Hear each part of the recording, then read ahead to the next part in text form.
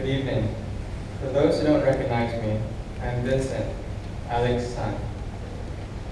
I'm standing in front of you today because my lovely mother decided that her son with zero public speaking experience, except the occasional classroom presentations, should give my dad his eulogy. While keeping that in mind, for these few minutes, please bear with me. My mom wanted me to write an essay about how my dad was my hero. However, like most of my essays, I'm not really good at sticking to the prompt, but here's my attempt at it. When I was young, I wanted to be a hero. Not because I wanted to save the world, but because I wanted to be better than everybody else. As a result, I was waiting for my superpower to appear and not really putting much effort into everything I do. But my dad was different. He pursued everything to the best of his ability. And as a result, he was the best father, best friend, best colleague that anyone could have hoped for.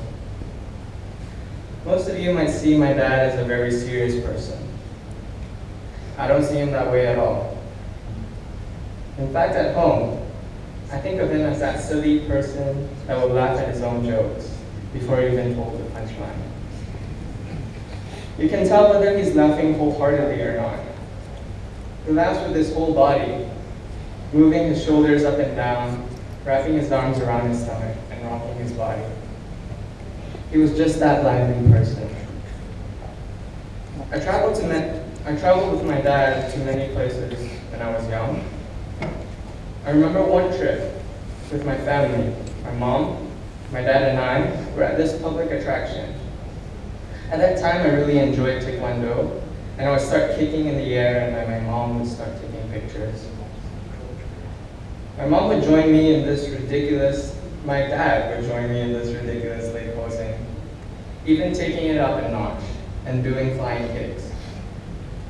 At a certain point, I got really self-conscious at the number of heads turning to see our clown act, so I stopped. But my dad was the one that continued.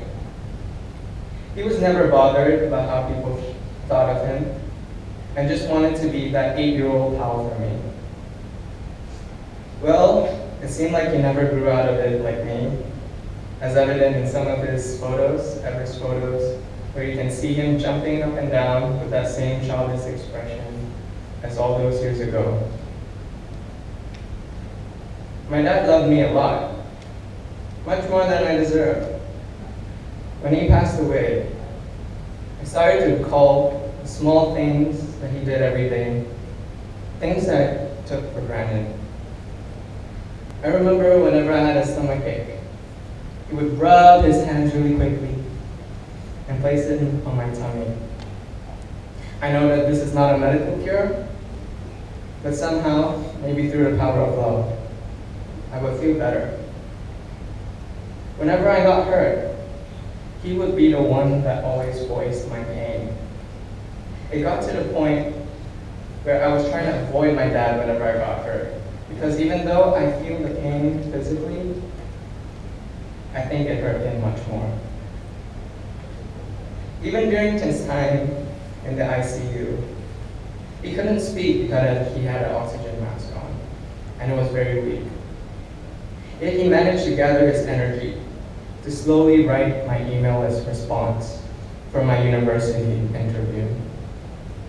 To be honest, the words were messy, but I think it's slightly more neater than his regular scribble.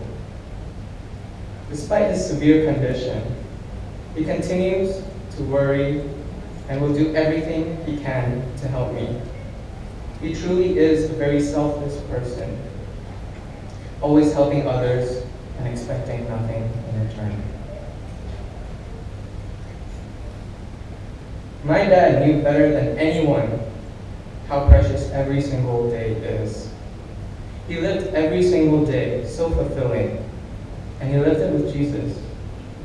He is a testament of a faithful follower of Christ, and this belief was able to pull him through even the darkest of days.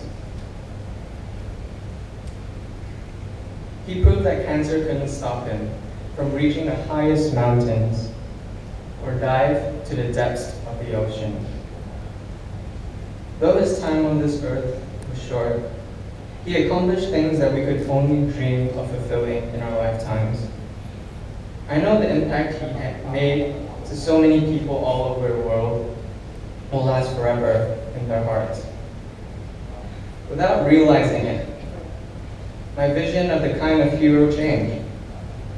I started to regret the idea of wanting a superpower, but I wanted to live a life like my dad.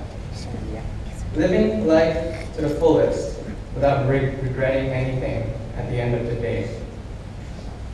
Because everyone's time is limited, and it's how we live our lives that what remains to those close to us.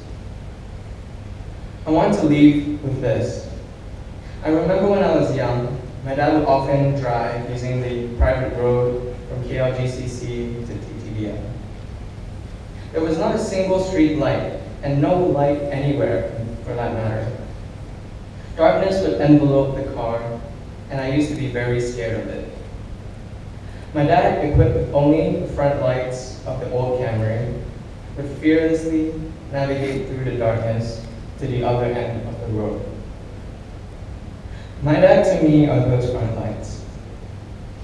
Even though he might not be here anymore, I know that his teachings, beliefs, and memories will illuminate the right path for me, and all I need is to follow that light. Papa, I'm truly grateful for these unforgettable 18 years, and thank you for all that you've done for me. I don't have the chance to repay you for all that you've done, but I will lead a life that will make you proud. Bye-bye.